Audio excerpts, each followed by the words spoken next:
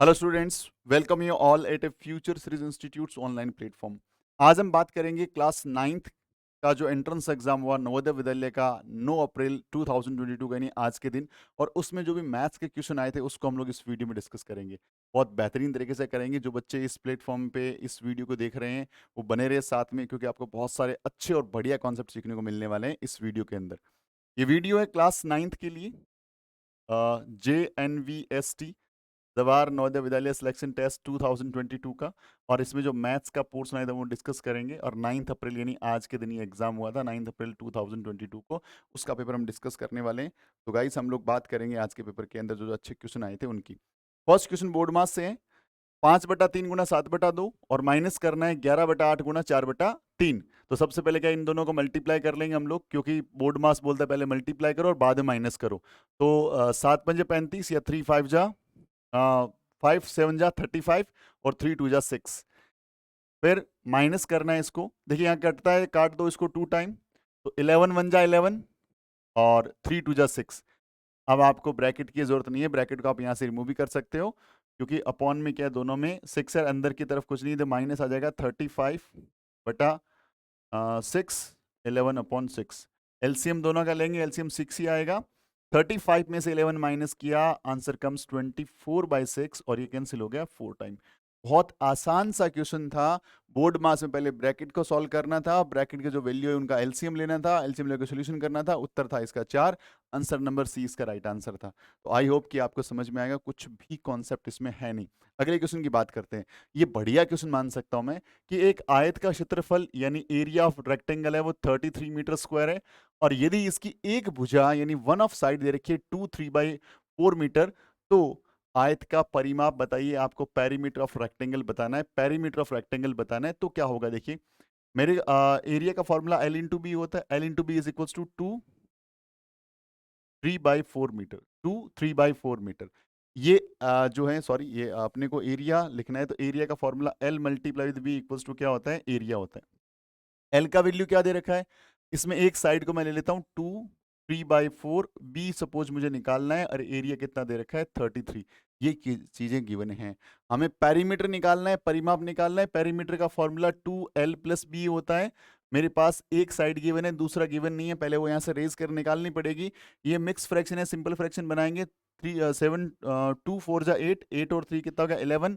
11/4 multiply with B equals to 33।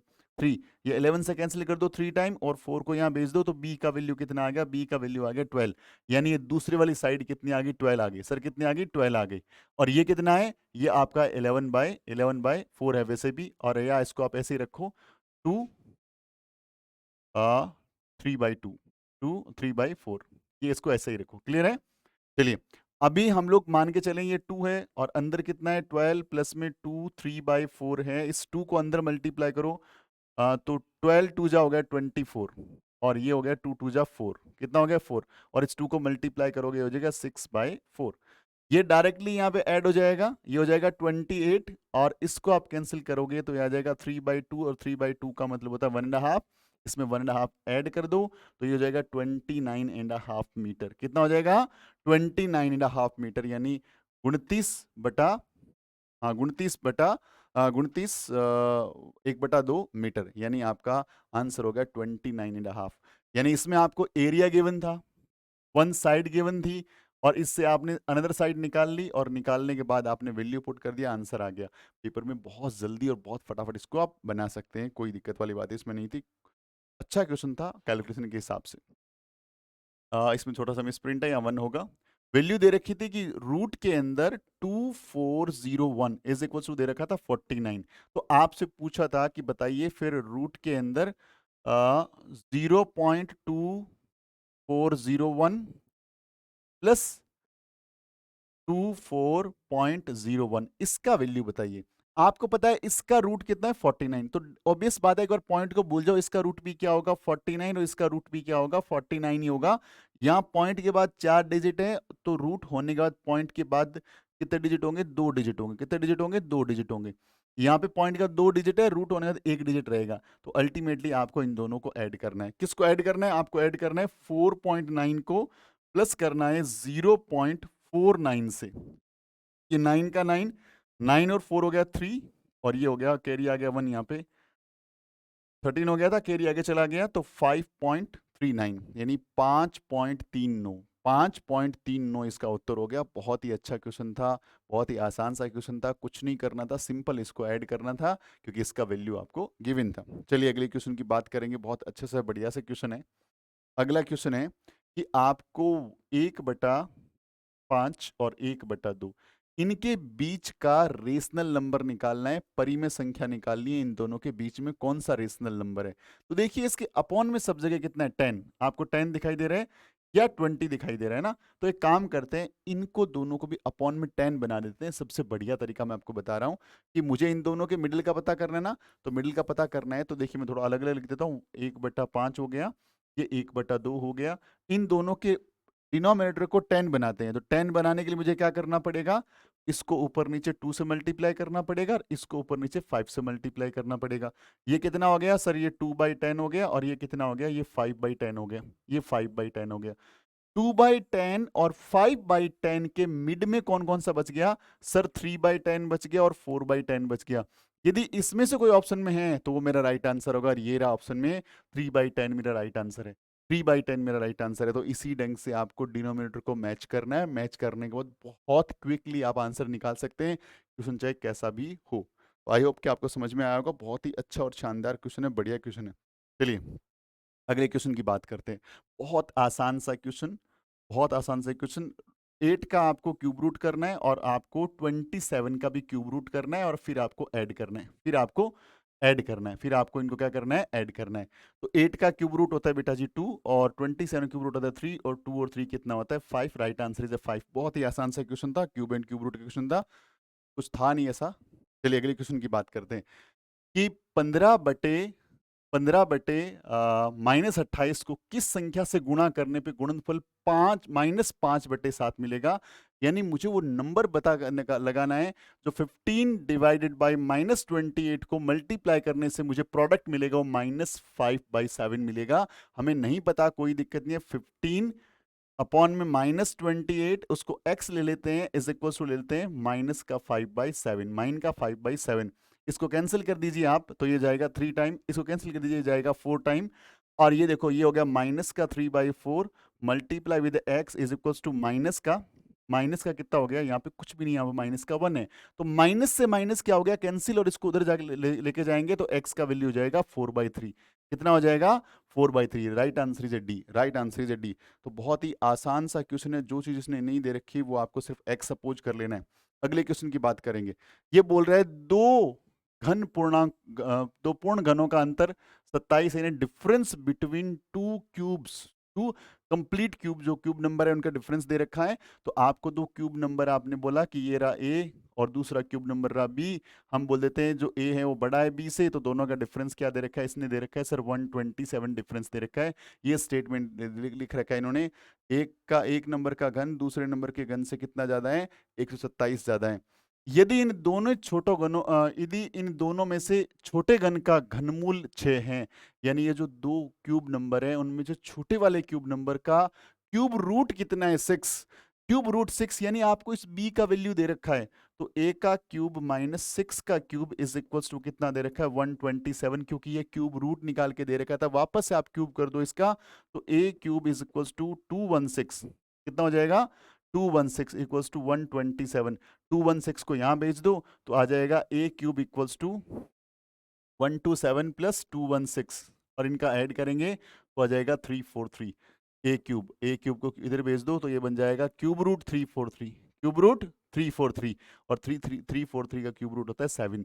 तो right answer is 7, right answer is 7। तो बहुत अच्छा शानदार क्वेश्चन है, क्यूब एंड क्यूब रूट से दूसरा क्वेश्चन देखने को मिल रहा है। यानी ये छोटे छोटे जो टॉपिक हैं बहुत अच्छे हैं और बहुत ही शानदार ढंग से आप क्वेश्चन देखने को मिलते हैं। चलिए, एक आयत की भुजा 2 मीटर तथा 1.5 मीटर लंबी है, इसके विकर्ण की लंबाई बतानी है। यानी जो एक रेक्टेंगल है उसकी एक साइड 2 मीटर है, सेकंड साइड 1.5 मीटर है, आपको इसका डायगोनल बताना है। आप रेक्टेंगल बना लो, ऐसा एक रेक्टेंगल बना लो, इसकी ये साइड को बोल दो 2 मीटर और इस साइड को बोल दो 1.5 मीटर। आपको रेक्टेंगल निकालना है, आपको पता होना चाहिए कि रेक्टेंगल के अंदर, आयत के अंदर सारे कोण 90 डिग्री के होते हैं। तो ये बन गया राइट एंगल ट्राइंगल, समकोण त्रिभुज। और समकोण त्रिभुज में 90 डिग्री के सामने साइड का कौन सी होती है? हाइपोटेन्यूस होती है। क्या होती है? हाइपोटेन्यूस यानी कर्ण होती है। ये मुझे निकालना हो तो फॉर्मूला क्या रहेगा? फॉर्मूला रहेगा एच का स्क्वायर इक्वल्स टू पी का स्क्वायर प्लस में बी का स्क्वायर। एच कितना है मुझे ये निकालना है यहाँ पे। एच कितना है इसका नाम दे दो आप, ए पी सी, यानी आपको ए सी यहाँ पे निकालना है। तो ए सी का square equals to A B का स्क्वायर प्लस में हो गया पीसी का स्क्वायर। यानी इन दोनों का ये पाइथागोरस थ्योरम लगती है। इस पे क्या लगती है? हमेशा पाइथागोरस थ्योरम लगती है, बेटा ध्यान रखना। राइट एंगल ट्राइंगल में क्या लगती है? पाइथागोरस थ्योरम लगती है। तो यहाँ पे एसी आपको निकालना है, कोई इशू नहीं है। ए बी कितना है सर? ए बी 1.5 है, 1.5 इसका स्क्वायर और प्लस में ये दे रखा है 2 का स्क्वायर। 1.5 का स्क्वायर यानी 15 का स्क्वायर होता है 225, तो ये हो जाएगा 2.25 और 2 का स्क्वायर हो गया 4। ये टोटल टोटल ऐड करेंगे हो जाएगा 6.25 इक्वल्स टू ए सी का स्क्वायर। स्क्वायर रूट इधर भेज दो तो ए सी इक्वल्स टू क्या आ जाएगा? रूट के अंदर 6.25 और 6.25, आप पॉइंट को भूल जाओ। 625 का जो स्क्वायर रूट होता है वो होता है 25, यानी ए सी इक्वल्स टू क्या दे रखा है आपको? रूट के अंदर 6.25। पॉइंट को भूल जाओ, इसका जो स्क्वायर रूट होता है 25 होता है। पॉइंट के बाद 2 डिजिट है, पॉइंट के बाद 1 डिजिट आ जाएगा, ये इतना मीटर आ जाएगा। यानी इसका डायगोनल कितना आ जाएगा? 2.5 मीटर। इसके विकर्ण की लंबाई कितनी हो जाएगी? 2.5 मीटर। इसका राइट आंसर आ जाएगा। तो आई होप कि आपकी बात समझ में आ गई होगी। चलिए अगले क्वेश्चन की बात करेंगे। ये अगला क्वेश्चन रहा हमारे स्क्रीन पे। 675 को किस छोटी से छोटी संख्या से भाग देने पर भागफल एक पूर्ण घन होता है? यानी मुझे वो स्मॉलेस्ट नंबर बताना है जिस नंबर से गिवन नंबर को डिवाइड करने से will receive complete cube number. Complete cube number मुझे मिले, एक क्यूब नंबर मुझे मिले। तो देखो 675 को मुझे क्या करना पड़ेगा? पहले फैक्टर करना पड़ेगा। देखो इसमें 2 का डिवाइड नहीं जा रहा, लास्ट में 5 है। 3 का डिवाइड जा रहा है, इन सारों का सम करो। 6 और 7 13, 13 और 5 होता है 18, 18 में 3 का डिवाइड जा, 3 का डिवाइड ले दो 2 टाइम, अगेन 2 टाइम, 1 बच गया, ये बच गया 5 टाइम। 2 से डिवाइड करो, ये जाएगा कितनी बार? 7 टाइम, ये बचेगा 5 टाइम। अगेन सॉरी 3 से डिवाइड, नो 2 से। अगेन 3 का डिवाइड जा रहा है, यस 25 टाइम। फिर 5 का डिवाइड जा रहा है, यस 5 टाइम। फिर 5 और हो गया 1। मुझे क्या देखना है? मुझे एक पूर्ण घन संख्या देखनी है, मुझे कंप्लीट क्यूब नंबर देखना है। एक क्यूब नंबर देखना है तो ध्यान रखना, यहाँ पे देखो 3 का पेयर बन रहा है तो इनके बारे में बात नहीं करेंगे, ये तो कंप्लीट क्यूब नंबर ही है। देखो यहाँ पे 5 का पेयर कंप्लीट नहीं हो रहा, 5 मल्टीप्लाई विद 5, एक 5 और रिक्वायर्ड था। तो यदि ये क्वेश्चन ऐसा आता कि किस नंबर से मल्टीप्लाई किया जाए, तो आंसर होता एक 5 से और मल्टीप्लाई कर दो। लेकिन यदि ये क्वेश्चन कैसा है कि डिवाइड करना है, तो मुझे ये दोनों 5 नहीं चाहिए, क्योंकि दोनों 5 एक्स्ट्रा है। और क्यूब का मतलब या घन का मतलब होता है कोई भी नंबर 3 टाइम मल्टीप्लाई होना चाहिए। 5 यहाँ पे 2 टाइम मल्टीप्लाई है, तो 2 5 5 जो 25, यानी इन दोनों को हटाना पड़ेगा। यहाँ से हटाने का मतलब 5 मल्टीप्लाई विद 5 को हटाना है, अल्टीमेटली 25 से मुझे डिवाइड करना पड़ेगा। Right answer is 25। हमने जो पहले आंसर की रिलीज करी थी उसमें हम लोगों ने जल्दबाजी में इसका आंसर क्या दिया था? आई थिंक इसका 5 हमने आंसर लिख दिया था, जो बिल्कुल गलत था। और थोड़ा सा क्या, हमारे पास जो उस टाइम पेपर रिसीव हुआ था इन स्टार्टिंग में, उसका जो प्रिंट था वो भी हमारे पास स्कैन अच्छे ढंग से रिसीव नहीं हुआ, क्योंकि हमारी एकेडमी से कोई बच्चा नहीं था। बट हमने इस पेपर का सोल्यूशन आपके लिए लेके आए थे। एक घनाकार बॉक्स का आयतन दे रखा है 0.1512 घन मीटर। इस बॉक्स की प्रत्येक भुजा की लंबाई बतानी है आपको। एक क्यूबॉइडल बॉक्स है, उसका आपको वॉल्यूम गिवन है, आपको बताना है इसकी साइड। तो वॉल्यूम का फॉर्मूला होता है ए क्यूब। क्या फॉर्मूला होता है? ए क्यूब इज इक्वल्स टू 0.512। ये होता है किसी भी घनाकार बॉक्स का आयतन। आयतन का फॉर्मूला ये होता है, ए क्यूब बराबर होता है आयतन। इसको यहां भेज दो, सिंपल सी बात है। तो आज बन जाएगा क्यूब रूट। क्या बन जाएगा? Cube root 0.512। एक बार के लिए पॉइंट को भूल जाओ, जीरो को भूल जाओ। 512 किसका और क्यूब क्यूब होता है? 8 का क्यूब होता है। तो 512 का क्यूब रूट क्या हो जाएगा? 8 हो जाएगा। कितना हो जाएगा? 8। पॉइंट के बाद 3 डिजिट है, तो क्यूब रूट करेंगे तो पॉइंट के बाद 1 डिजिट, तो 1 डिजिट के बाद पॉइंट लग जाएगा, 0.8 इसका आंसर आ जाएगा। तो इस वाले बॉक्स की जो साइड हो जाएगी वो 0.8 मीटर हो जाएगी। Right answer is B. बहुत ही आसान सा क्वेश्चन। आपको इसके क्यूब का वॉल्यूम का फॉर्मूला आना चाहिए, घनाकार बॉक्स के आयतन का फॉर्मूला इसमें आना चाहिए। ये टाइम एंड वर्क का क्वेश्चन है कि 3 व्यक्ति एक दीवार को 4 दिन में बनाते हैं, तो इस दीवार को 4 व्यक्ति बना लेंगे। तो MDHW, ये फॉर्मूला आपको पता होना चाहिए। MDH/W, यानी यहाँ पे 1 1 1 और यहाँ पे 2 2 2 आना चाहिए। M stands for main, days और आवर्स और ये वर्क डन, यानी आदमी, दिन और घंटे और ये हो गया कार्य। तो इस ढंग से डिपेंड करता है। यहाँ पे सिर्फ आदमी और दिनों की बात है, तो हम लोग बात कर लेते हैं कि 3 आदमी 4 दिन में कोई काम करते हैं। कितना काम करते हैं? एक काम करते हैं। उसी सेम काम को मुझे इस दीवार को 4 व्यक्ति, 4 आदमी कितने दिनों में बनाएंगे? एक्स दिनों में बनाएंगे, सेम काम है। तो 1 से तो 1 कैंसिल हो गया, 4 से 4 कैंसिल हो गया, आंसर कितना आ जाएगा? इसका आंसर आ जाएगा 3। कितना आंसर आ जाएगा? 3 डेज। कितना आंसर आ जाएगा? 3 डेज आंसर आ जाएगा। 3 दिनों में वो लोग काम कर देंगे। 3 व्यक्ति दीवार को 4 दिन में बनाते हैं, तो 4 आदमी कितने दिन बना लेंगे? 3 दिनों में बना लेंगे। ठीक है, इस दीवार को 4 व्यक्ति बना लेंगे, 3 दिन में बना लेंगे। बहुत ही ईजी क्वेश्चन है, बहुत ही ईजी क्वेश्चन। चलिए अगले क्वेश्चन की बात करते हैं हम लोग। हमें क्या करना है? स्टैंडर्ड फॉर्म लिखना है, मानक रूप लिखना है। मानक रूप लिखना है 4 3 2 5 मल्टीप्लाई विद 10 की पावर माइनस का 4। इसका स्टैंडर्ड फॉर्मेट लिखना है। स्टैंडर्ड फॉर्मेट का मतलब जो पॉइंट होता है वो एक डिजिट के बाद होना चाहिए, लेकिन यहां तो बात अलग है। इसका मतलब एग्जैक्टली क्या है? ऐसा है। इसका मतलब एग्जैक्टली क्या है? डिवाइडेड बाय 10 की पावर 4 का मतलब ऐसे डिवाइड है। ओरिजिनल ये नंबर क्या है सर? ओरिजिनल ये नंबर क्या है कि मुझे पॉइंट यहां लेके आना है। तो यदि मैं 1 0 से उसको डिवाइड करूं तो पॉइंट यहां आएगा, 2 से डिवाइड करूं पॉइंट यहां आएगा, 3 से डिवाइड करूं पॉइंट यहां आ जाएगा सर। अब क्या रहेगा सर? ये 10 नीचे रह गया, 10 को वापस ऊपर भेजना है, तो 4 3 2 5 10 की पावर क्या हो जाएगी? अगेन माइनस का 1, क्योंकि पावर को जब नीचे लेके आते हैं तो माइनस से प्लस और प्लस से माइनस हो जाती है। एक्सपोनेंट पावर यानी घातांक वाले जो पार्ट है उसका सूत्र है, ये ध्यान रखना है मुझे। चलिए अगले क्वेश्चन की बात करेंगे। बहुत ही आसान सा क्वेश्चन है, इसका राइट आंसर आपको पता लग गया होगा। ये वाला इसका राइट आंसर है, ये वाला इसका राइट आंसर है, ये वाला ऑप्शन नंबर डी। चलिए अगले क्वेश्चन की बात करते हैं। ए किसी कार्य को 12 दिनों में पूरा कर सकता है। ए तथा बी मिलकर उस काम को 4 दिनों में पूरा कर सकते हैं। बी अकेला उस कार्य को पूरा करने में कितने दिन लेगा? A complete a work in 12 days. A and B together complete the same work in 4 days. How many days will take alone to complete the whole day by the B? मतलब आपको क्या करना है? Whole work by the B. A complete करता है आपका 12 days में, ऐसा लिखना है आपको। बहुत ही आसानी से बता रहा हूं आपको। ए प्लस बी दोनों मिलकर काम करते हैं 4 डेज में। बहुत आसान तरीका बता रहा हूं, 4 डेज में आप क्या करें? इन दोनों का एलसीएम ले लें, तो 12 और 4 का एलसीएम आएगा 12। ओके, तो ये आ गया टोटल वर्क डन। एक ढंग से ध्यान रखना, ये मेथड है बहुत अच्छे से। मैं टाइम एंड वर्क का जब वीडियो बनाऊंगा आपको बताऊंगा भी। तो देखो आप क्या करना है, 12 को 12 से डिवाइड किया 1 आ गया, और 4 से डिवाइड किया सर 3 आ गया। सर ये यहाँ पे इस लाइन पे जो होता है वो होता है कैपेसिटी या वर्क डन इन 1 डे, यानी ए एक दिन में कितना काम करता है। या मैं बोलूं ये 12 के 12 नंबर ऑफ पिलर्स आपको तैयार करना है। 12 नंबर ऑफ पिलर्स आपको तैयार करने हैं, यानी 12 पिलर्स तैयार करने हैं। ए को ए के इस लाइन पे यदि यहाँ पे 1 आया है, इसका मतलब ए अकेला एक दिन में एक पिलर बना सकता है, एक पिलर को खड़ा कर सकता है। ए प्लस बी दोनों मिलके 3 पिलर बना सकते हैं, यानी 3 पिलर बन सकते हैं यहाँ पे। तो ए यदि यहाँ पे भी एक पिलर बना रहा था तो ए यहाँ पे भी एक पिलर बनाएगा। टोटल दोनों मिलके 3 बना रहे हैं, तो बी को कितना बनाना पड़ेगा सर? 2 पिलर बनाने पड़ेंगे, तभी जाके दोनों मिलके 3 पिलर बना पाएंगे। ये मेथड बहुत अच्छा है। टोटल पिलर कितने हैं सर? 12 पिलर्स हैं। पी अकेला एक दिन में कितने बना रहे हैं सर? 2 पिलर बना लेता है, तो सर टाइम कितना लगेगा? Total work done by capacity of 1 day divide करेंगे सर 6 दिन में वो मिलकर के काम पूरा कर लेंगे। 6 डेज का समय उसको लगेगा, 6 दिनों का समय उसको लगेगा। बहुत ही आसान सा तरीका है ये, और आपको इस तरह के तरीकों को सीखना होगा। अगेन कैपेसिटी वाला ही सेम क्वेश्चन है। एक कैंप जिसमें 300 सिपाही है, उसके पास 90 दिनों का भोजन है। 20 दिनों के पश्चात 50 सिपाही और आ गए, इसी दर से शेष भोजन कितने दिन तक चलेगा? यानी एक कैंप लगा हुआ है, इसमें 300 सोल्जर्स हैं, उनका 90 डेज का उनके पास फूड अवेलेबल है।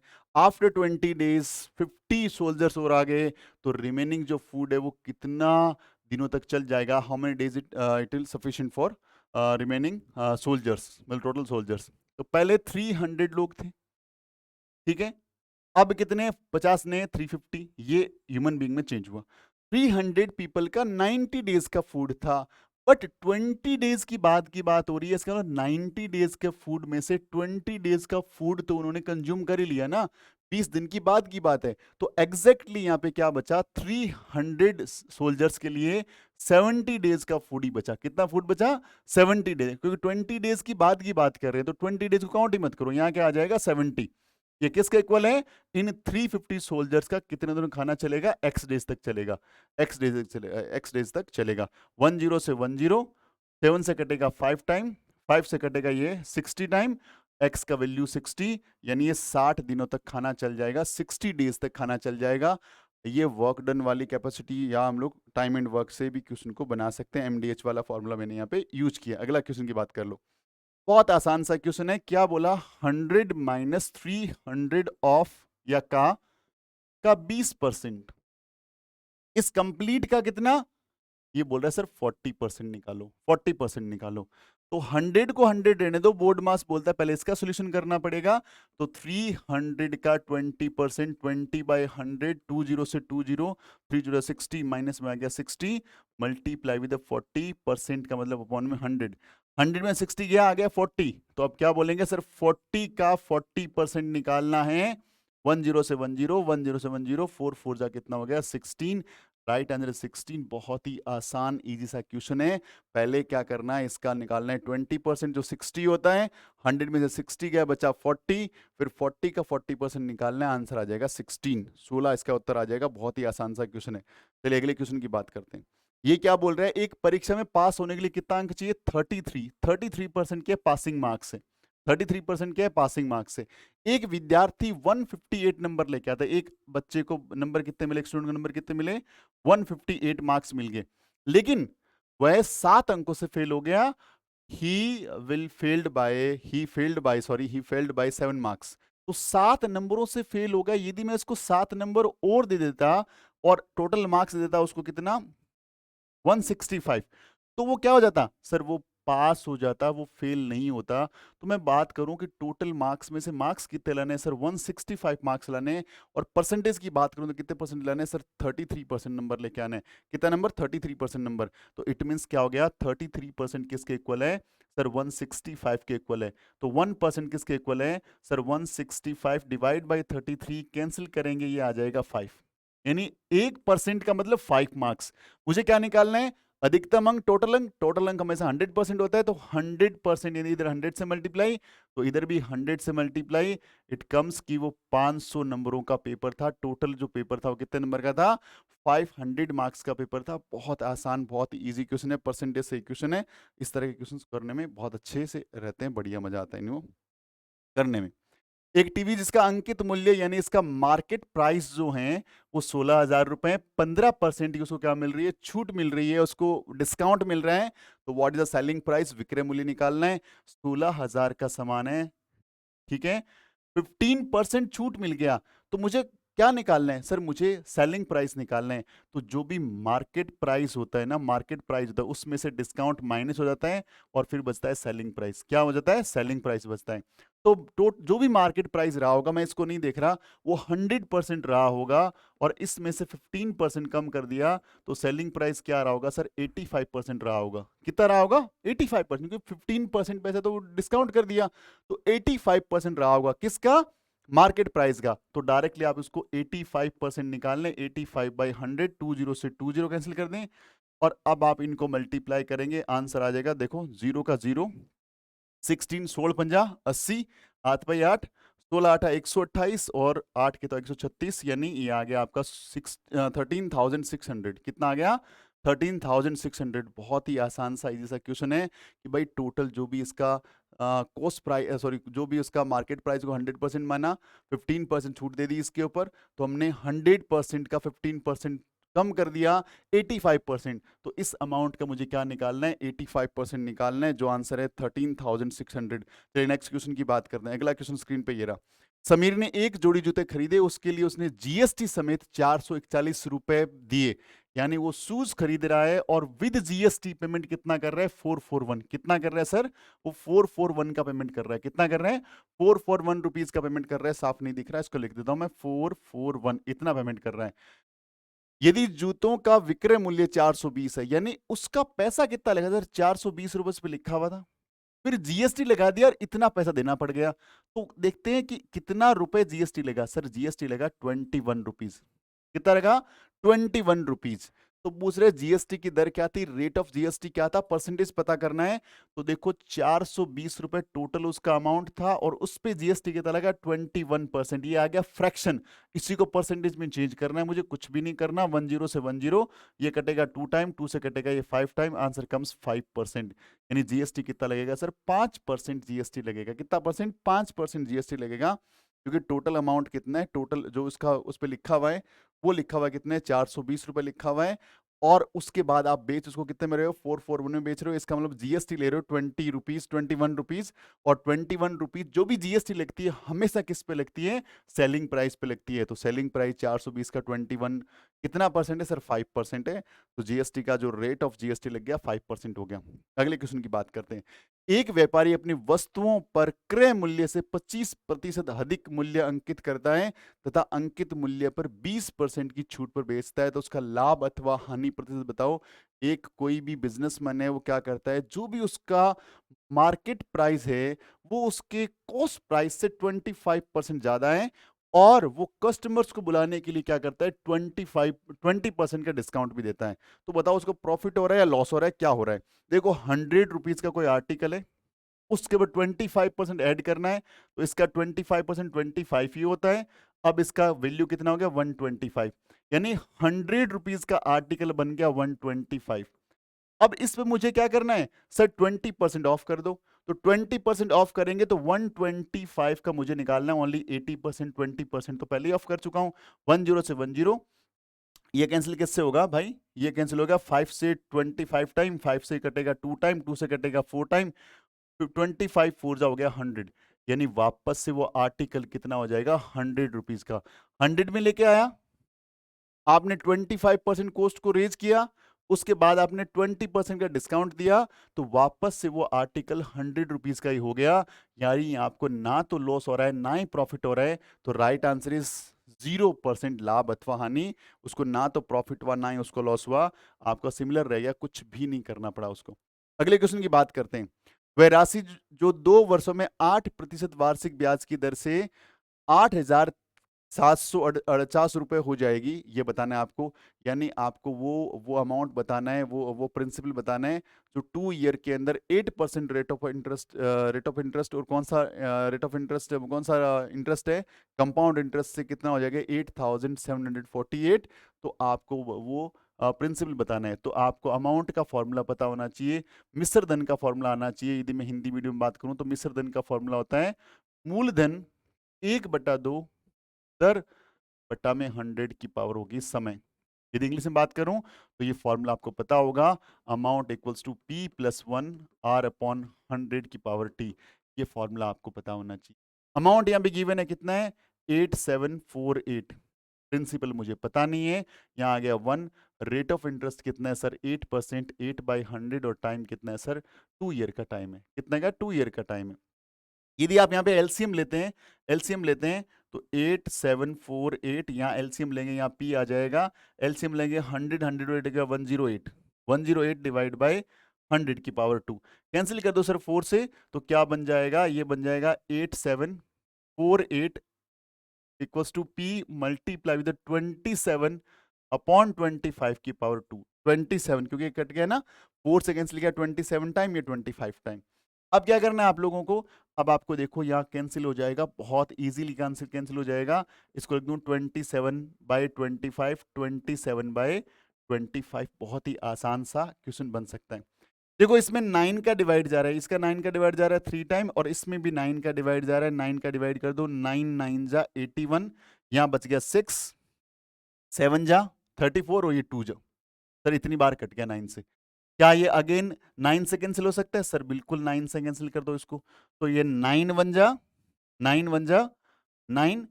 अब इसमें 9 का डिवाइड नहीं जा रहा, यहाँ आ जाएगा 0, 9 8 जा, ये आ गया इसका आंसर।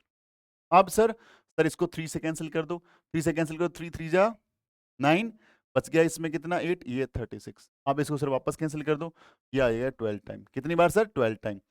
ये हो गया अभी पी का। ये देखो यहाँ पे मैं इसको लिख रहा हूं, ये कंडीशन फिलहाल क्या है आपकी, P multiply with 12 is equals to, sorry यहाँ पे है 12 इज इक्वल्स टू पी 1/25, 1/25। 25 26 25, तो 625 इधर मल्टीप्लाई हो जाएगा, 625 multiply with 12 is equals to हो गया P। तो 12 5 जा 60 कैरी विद 1, 12 60 कैरी विद हो गया 6, 12 2 जा 14, 12 2 जा 24, 24 6 30 कैरी विद 3, और 12 7 जा हो गया 70 टू 72 75, यानी आपका उत्तर कितना आ गया, 7500 आ गया। बार पंजे 60, हाथ पाई 6, बार दुआ 24, 24 और 6 30, हाथ पाई 3, बार छिक्की 72, 72 3 75, यानी 7500 रुपए, यानी 7500 रुपीज इसका क्या आ गया, राइट आंसर आ गया। D is right answer. आसान सा क्वेश्चन है, ज्यादा हार्ड क्वेश्चन नहीं, बस थोड़ा सा देखने की जरूरत है, वो देखना तो आपको 100% से पड़ेगा ही पड़ेगा बच्चों। अगले क्वेश्चन की बात कर लेते हैं। बहुत आसान सा क्वेश्चन है, फैक्टर निकालने हैं, तो जो चीज कॉमन हो उसको देख लो भाई। इसमें कॉमन क्या आ सकता है सर, 12 और 27 में कॉमन है 3, तो 3 देखो ये 4 वाला कैंसिल कर दो।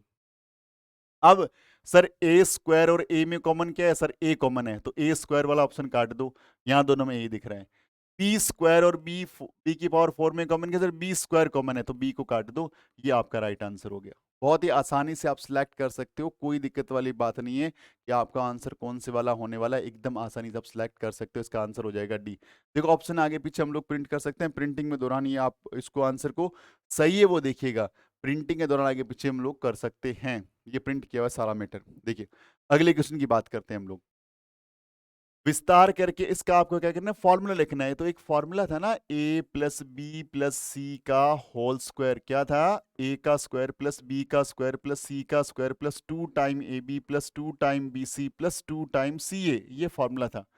अब इसमें कहीं भी माइनस नहीं है, लेकिन यदि माइनस हो तो माइनस को कैरी फॉरवर्ड करके चलना है। यहाँ पे y माइनस का है और y माइनस का है, तो देखो यहाँ पे यानी b माइनस का है। यदि b माइनस का है तो देखो b, यदि मैं इसको माइनस का मानूं कि इसके साथ माइनस लगा हुआ है, तो माइनस का स्क्वायर प्लस होता है, यानी तीनों ये तो प्लस में आएंगे। तो पहला देख लो, जो स्क्वायर नंबर ऑफ प्लस में होने चाहिए सारे प्लस में, लेकिन ये नहीं है, कैंसिल कर दो। दूसरा देखो b यहाँ पे मल्टीप्लाई हो रहा है a से, और यहाँ b मल्टीप्लाई हो रहा है c से, यानी जहां पे b होगा वहां पे माइनस होगा, यानी जहां पे y होगा वहां माइनस होगा। देखो यहाँ पे y है माइनस है, यहाँ y है माइनस है, ठीक है, ये बात सच है, जच भी रही है। यहाँ y है माइनस नहीं है, ये बात नहीं जच रही, खत्म कर दो इस बात को। यहाँ y है माइनस नहीं जच रही, ये बात को खत्म कर दो, तो राइट आंसर इज ए। यानी ये वाला फॉर्मूला आपको ढंग से देखना है कि a plus B plus C का होल स्क्वायर होता है, a का स्क्वायर प्लस b का स्क्वायर प्लस c का square equals to 2 time A B 2 time B C 2 time C A. और इसमें जहाँ माइनस है उस फॉर्मूले को ध्यान में रखना है। बहुत ही आसान सा क्वेश्चन है, आपको सिर्फ ऑप्शन से करना है, ज्यादा इसमें माथापड़ी करने की रिक्वायरमेंट नहीं है। अगले क्वेश्चन की बात करते हैं। एक समबाहु त्रिभुज की दो भुजाएं क्रम से इतना 2x प्लस 11 सेमी तथा 4x प्लस 1 सेमी है, तो त्रिभुज का परिमाप बताइए।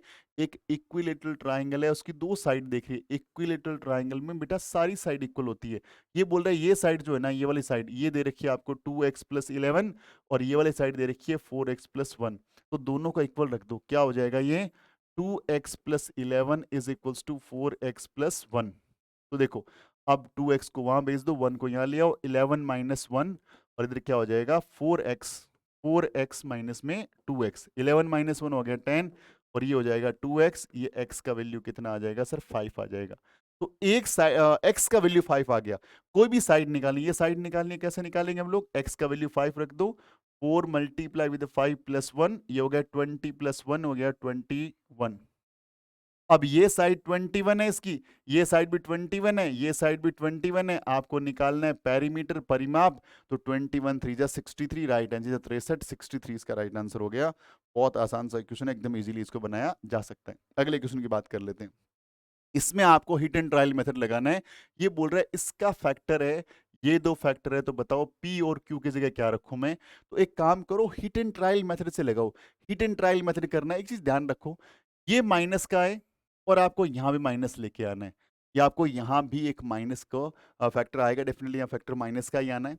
तो आपको देखना पड़ेगा, देखो यहाँ पे 4 है, यहाँ पे 4 है, यहाँ पे 4 है, यहाँ पे 4 है, और अब आपको सोचना पड़ेगा, देखो यहाँ पे 7 आपको दिख रहा है, चीजों को थोड़ा क्या करना पड़ेगा, सोचना पड़ेगा। आपको यदि मिडल टर्म स्प्लिटिंग नहीं आता, यदि आपको मिडल टर्म स्प्लिटिंग नहीं आता तो बड़ा मुश्किल है उस क्वेश्चन को बना पाना, क्योंकि मिडल टर्म स्प्लिटिंग आपको आना चाहिए, है ना। तो अब देखो मैं बोलूं कि P की जगह तो P का वैल्यू क्या है 21 21 21, तो ऑब्वियस बात है पी का वैल्यू आएगा 21। अब प्लस का आया माइनस का, अब देखो x की पावर 2 प्लस में 4x माइनस में p दे रखा है।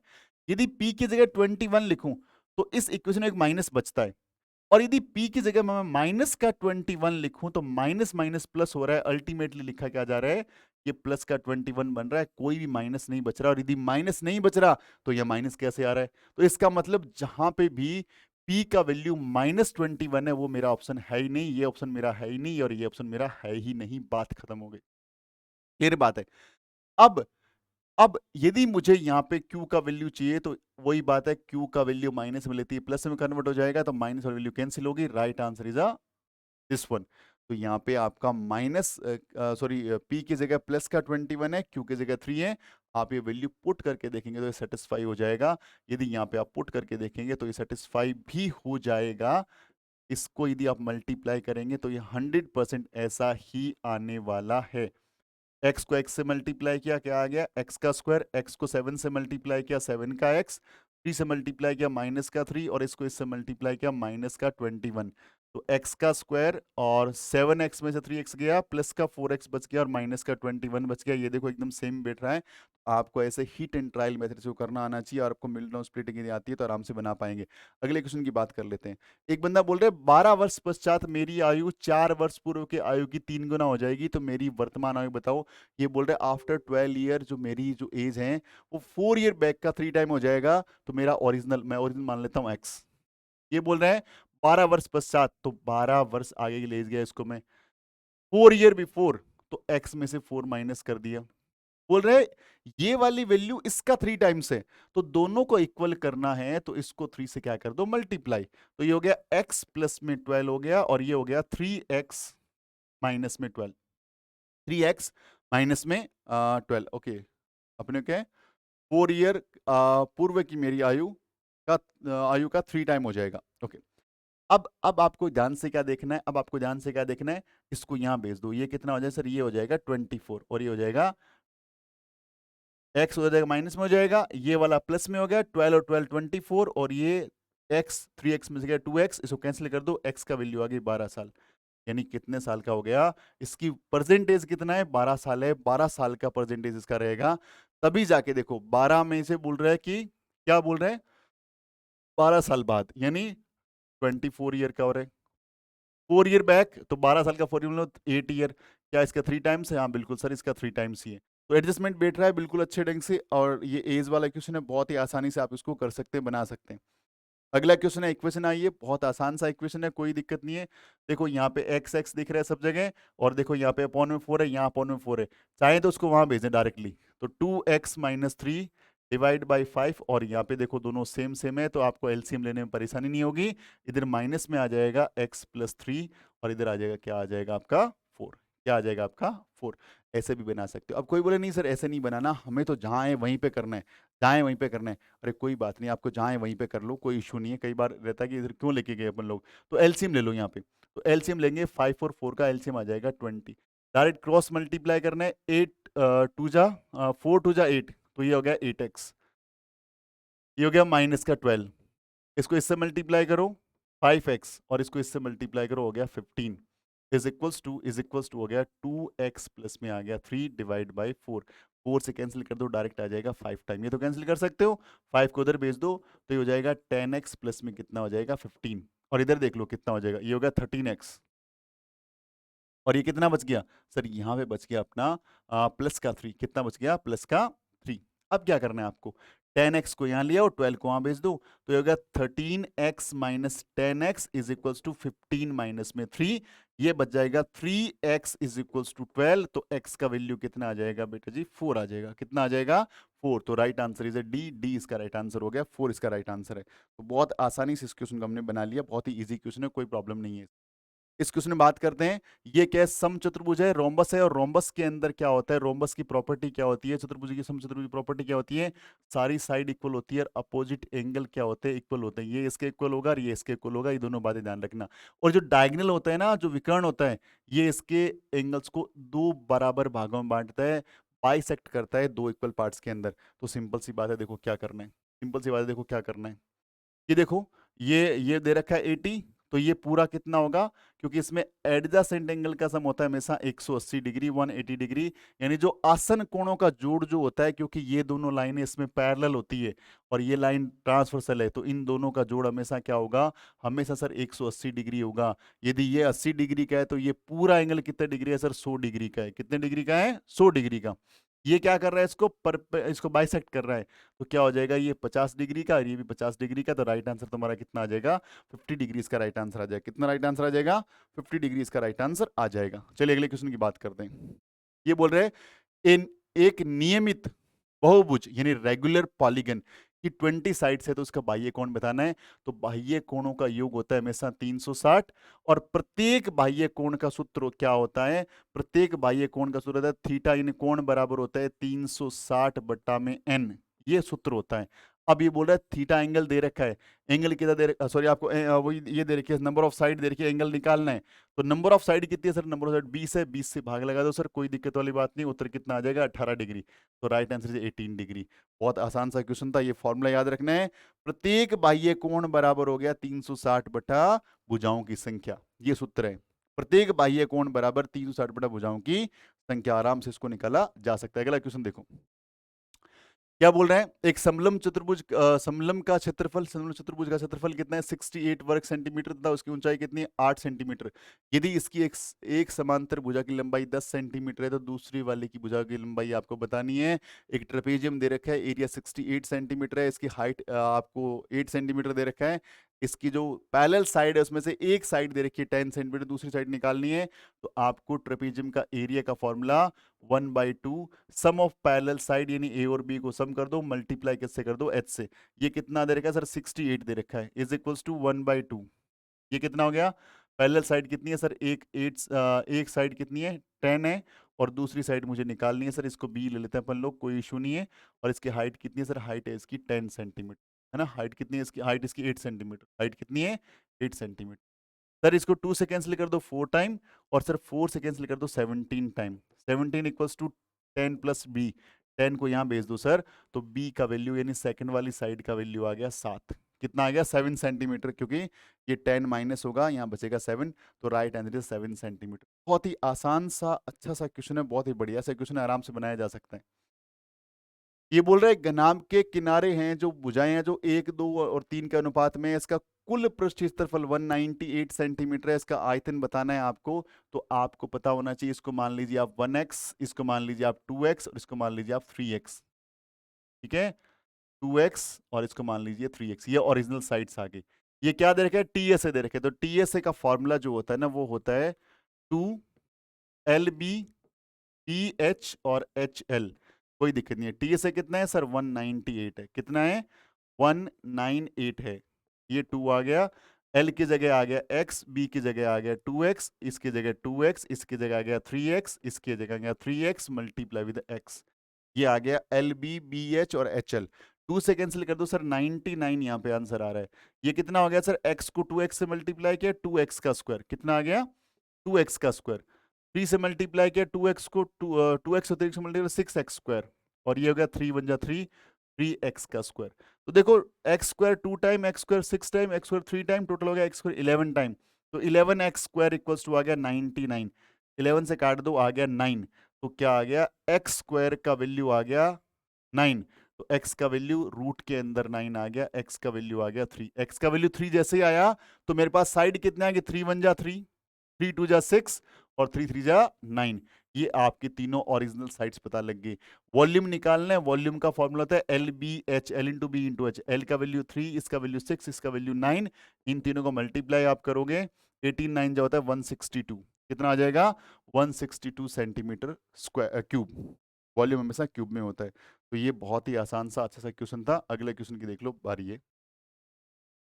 एक बेलनाकार टैंक की धारिता नहीं, वॉल्यूम ऑफ सिलेंडर दे रखा है 6160 गन सेमी यानी सेंटीमीटर क्यूब।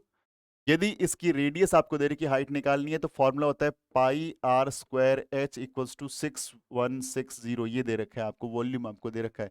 पाई का वैल्यू 22/7, आर का वैल्यू 14/14, एच का वैल्यू मुझे निकालना है 6160। तो देखो भाई कैंसिल कर दो, ये कैंसिल हो गया 2 टाइम, और 11 से कैंसिल हो गया 2 टाइम, इसको 11 से कैंसिल करो जरा, इस जीरो को अलग रख लो, जीरो को अलग रख लो, बाद में बात करेंगे इसको, जीरो को अलग ही रख दो, कोई दिक्कत नहीं, इसको काट दो। तो ये 5 जा और 5 के बाद बचेगा 6 जा। अब देखो ये कितना हो गया भैया, ये देखो ये हो गया आपका 2 2 जा 4, 4 से कैंसिल करोगे 28, 4 से कैंसिल 14 आ जाएगा, कितना आ जाएगा 14, और 14 को 14 से कैंसिल कर दो तो h का सीधा सा वैल्यू कितना बच गया सर, 10 बच गया, राइट आंसर इज 10। बहुत इजी सी कैलकुलेशन है, एक कैलकुलेशन में पूरा बना सकते हो, कुछ भी नहीं करना आपको, तो राइट आंसर इज 10, 10 इसका राइट आंसर हो जाएगा। अगला क्वेश्चन क्या है, एक आयताकार कागज है और ये कागज क्या है, ये कागज इस ढंग का बना हुआ है, इस ढंग का कागज बना हुआ है, ये 22 मीटर दे रखा है और ये आपको दे रखा है 12 मीटर। ये बोल रहा है इसको फोल्ड करके मैं सिलेंडर बनाऊं, क्या करूं, इसको फोल्ड करके सिलेंडर, तो अलग अलग ढंग से बनाऊं। तो पहली बार जब फोल्ड करूंगा तो सपोज मैंने ऐसे ही इसको फोल्ड कर दिया, तो ये जो ऊपर वाला हिस्सा ऐसा हो जाएगा, तो इसका लेंथ हो जाएगा 22 मीटर और इसका जो हाइट रहेगा, इसका जो हाइट रहेगा वो रहेगा 12 मीटर। और ये बाहर वाला जो सर्कल बनेगा ना ऐसे फोल्ड करने से, ये होता है सरकमफेरेंस। तो ऊपर वाले सर्कल का जो ऊपर वाले सिलेंडर के ऊपर सर्कल बनेगा, नीचे सर्कल बनेगा, ऊपर वाले सर्कल का सरकमफेरेंस 22 है, तो मुझे रेडियस निकालना पड़ेगा क्योंकि मुझे वॉल्यूम निकालना है। तो मैं बोलूंगा 2πr इज इक्वल्स टू 22।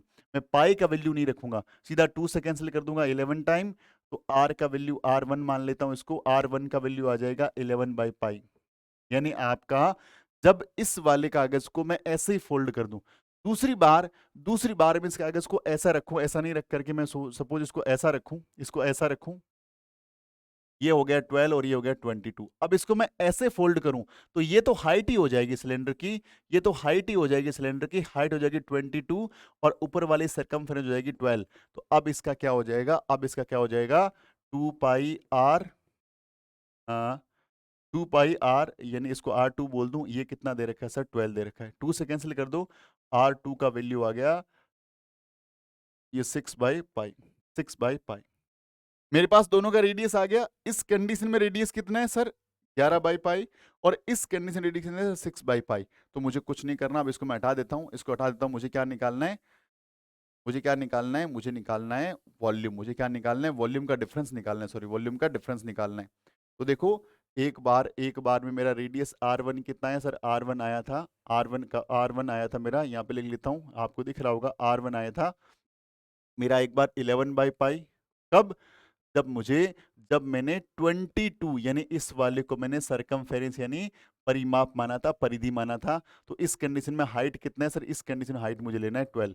दूसरी बार r2 कितना था सर, ये h1 ले लेता हूँ, r2 कितना था सर, मेरा था 6/पाई और इस कंडीशन मुझे हाइट h2 क्या लेना है सर, मुझे 22 लेना है। अब मुझे दोनों का वॉल्यूम निकालना है, पहले इस वाले सिलेंडर का वॉल्यूम निकाल लेते हैं, फॉर्मूला होता है πr²h, πr²h। तो ये r1h1 ले लेता हूँ, पाई की जगह पाई, आर की जगह सर, आर की जगह 11/पाई, 11/पाई मल्टीप्लाई विद 11/पाई, और एच की जगह कितना सर, एच की जगह ले लो सर 12, मैंने ले लिया इसको 12। पाई से पाई क्या हो गया कैंसिल, पाई से पाई क्या हो गया कैंसिल। अब क्या बचा सर, यहाँ पे बच गया, मैं इसको थोड़ा सा यहाँ पे लिख लेता हूँ, यहाँ पे क्या बच गया, यहाँ बच गया sir 11 multiply with 11 multiply with 12 divide by pi, और पाई का वैल्यू 22, ऊपर चला जाएगा 7। ये कैंसिल हो गया 2 टाइम और 2 से कैंसिल हो गया 6 टाइम, ये 6 6 जा 66, 6 11 66 मल्टीप्लाई विद 7, ये वॉल्यूम आ गया इस वाले सिलेंडर का। अब वॉल्यूम निकालना है इस वाले सिलेंडर का, फॉर्मूला वही रहेगा पाई r2 का स्क्वायर h2। तो पाई को पाई रहने दो, r की जगह क्या लिखेंगे सर, 6/पाई लिखेंगे, 6/पाई आ जाएगा 2 बार, 6/पाई 2 बार, और यहाँ सर क्या आ जाएगा सर, ये 22 है सर, पाई से पाई कैंसिल हो गया, ऊपर क्या बचेगा सर, ऊपर बचेगा 6 मल्टीप्लाई विद 6 मल्टीप्लाई विद 22, नीचे बचेगा पाई, पाई का वैल्यू 22 मल्टीप्लाई विद 7, ये दोनों कैंसिल हो जाएंगे, ये कैंसिल हो जाएगा। अल्टीमेटली इसका वॉल्यूम कितना आ जाएगा सर, इसका वॉल्यूम आ जाएगा, इसका वॉल्यूम आ जाएगा 36 multiply with 7, multiply with 7, multiply नहीं करना, याद रखना मल्टीप्लाई नहीं करना। इस वाले का वॉल्यूम सर, इस वाले का वॉल्यूम आ गया 66 मल्टीप्लाई विद 7, और सर इस वाले का वॉल्यूम सर, इसका वॉल्यूम आ गया 36 मल्टीप्लाई विद 7। दोनों का डिफरेंस पता करना है, 7 कॉमन आ रहा है यहाँ पे, तो क्या लूंगा 66 माइनस में 36 मल्टीप्लाई विद 7, ये आ गया 30 मल्टीप्लाई विद 7, 30 को 7 से मल्टीप्लाई किया 210, इसका आंसर आ गया, right answer is A B. 210 इसका right answer is A B. ये क्वेश्चन थोड़ा सा बड़ा था, थोड़ा सा बड़ा करना ही पड़ेगा। यदि आपके प्रैक्टिस के लिए तो मैं शॉर्ट ट्रिक बता सकता हूँ, शॉर्ट ट्रिक यहाँ बताऊंगा नहीं, क्योंकि यहाँ पे अपने को जब तक प्रॉपर प्रोसीजर पता नहीं है तब तक हम लोग शॉर्ट ट्रिक पे काम नहीं करने वाले। अगले क्वेश्चन की बात करते हैं। 15,000 लोगों का सर्वे हुआ, उसमें 3,000 लोगों को कॉफी पीना पसंद है। तो आपको बताना है कि एक व्रत में उसका वर्ग का त्रिज्या खंड कोण कितना होगा। एक सर्कल में रिप्रेजेंट कर रहे हैं टोटल 15,000 लोगों को, और इसमें से कैटेगरी अलग अलग। इस 15,000 लोगों में से 3,000 लोग ऐसे हैं जिनको कॉफी पसंद है। तो आप इसका परसेंटेज निकाल लो या इसका फ्रैक्शन निकाल लो। इसका फ्रैक्शन निकालेंगे सर, फ्रैक्शन आ जाएगा 1/5। कितना फ्रैक्शन आ जाएगा सर? 1/5। तो टोटल सर एंगल कितना है सर? एंगल हमेशा 360 का होता है, तो 360 का निकाल लीजिए सर 1/5। 5 से कैंसिल करेंगे सर, आ जाएगा ये 72 डिग्री। कितना आ जाएगा सर? 72 डिग्री। तो right answer is C, 72 degree. बहुत ही आसान और इजी सा क्वेश्चन है ये वाला। अगले क्वेश्चन की बात करते हैं। ये रहा, ये क्वेश्चन हमने उस दौरान गलत बताया था, क्योंकि मैंने उस टाइम ये वर्ड देखा ही नहीं। तो देखो, एक पासा उछाला गया, तो एक सम अभाज्य संख्या, देखो मैंने सिर्फ यहाँ पे प्राइम नंबर को सर्च किया, अभाज्य संख्या देखा, तो देखो इस पे 1 2 3 4 5 6 इतने नंबर लिखे रहते हैं। यदि प्राइम नंबर की बात करूं तो 1 2 और 3 प्राइम नंबर है। यदि सिर्फ यहाँ प्राइम नंबर होता तो इसका प्रोबेबिलिटी होता 3/6, आंसर आ जाता 1/2 जो हमने बताया था। लेकिन ये बोल रहे ओनली सम अभाज्य संख्या, ऐसा प्राइम नंबर जो इवन हो, तो वो अकेला 2 है बेटा जी। कितना है? 2। तो इसमें क्या है? प्रोबेबिलिटी निकालनी है, प्रायिकता निकालनी है। प्रायिकता का फॉर्मूला होता है पीई, यानी probability of event is equals to favourable outcomes divide by total number of outcomes, total number of outcomes. तो यहाँ पे फेवर में कितने आउटकम्स सर? अकेला 2 ही है। और टोटल आउटकम्स कितने सर? टोटल आउटकम्स 6 है। तो आंसर कम्स 1/6। तो राइट आंसर इज ए 1/6, जो हमने गलत बताया था, 1/2 बताया था जो रॉन्ग था। चलिए, इसमें बोल रहे हैं नीतीश अक्षर के अंदर यदि आप रैंडमली यादृच्छिक तरीके से एक अक्षर चुनो तो आई आने की प्रायिकता क्या है, यानी इसके अंदर आई रैंडमली सिलेक्ट हो, उसकी प्रोबेबिलिटी निकालनी है। तो देख लो भाई, टोटल इवेंट कितने? 1 2 3 4 5 6, तो नीचे आएगा 6। आई कितने बार सर? आई 2 बार है, ऊपर आएगा 2, कैंसिल कर दो 2 से, 1/3। राइट आंसर जब 1/3, राइट आंसर जब 1/3।